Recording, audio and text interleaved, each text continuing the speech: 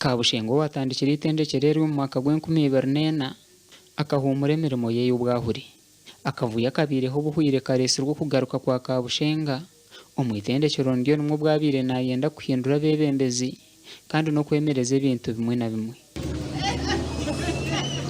Abakuru kurwo mu kitongore cya National Council for Higher Education ababire bebembirwe Innocent Merit Mwesige Asimwe bagizireho urukiko n'abebembezi b'itendekero yahambuga z'itendekero mu rukiko rukabushenga tetabiremo.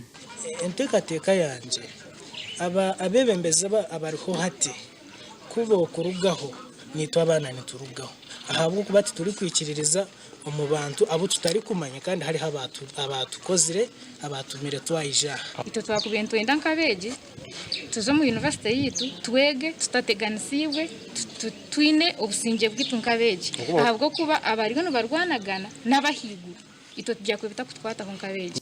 Abakuru aba bakoraho urukiko n'abeji kandi umushaki witwa yagezaho kugamba no wabayebembira abantu aba bamoreka kuba batari kwenda kugamba n'abanyamakuru. National Council monitors institutions and inspects institutions, mentors and nurtures.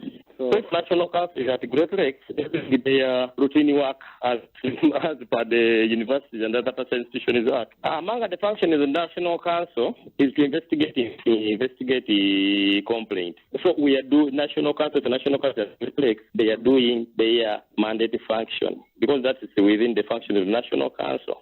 Ayenzire kwija kuteganisa ahabwo kuba tashemerirwa aratekateka ngo ebintu bikabirerye nko muntu bitari bya community university akagisigeri kubi munonga ina mabanja ina bana bace munonga etine bakoze batacishashugwa ubwati twatatebenkana abana narishabeje bayonjera munonga hatari kwijaragaruka aragira ngo university neyeye tujirugemu ti ya community tino muntu orichirizibwa okugitahamo. I am now a director. I did for a while employ this young man as a director, but now we removed him. I'm back on as a director. I'm the founding chancellor. But as a founder, I will be founding chancellor for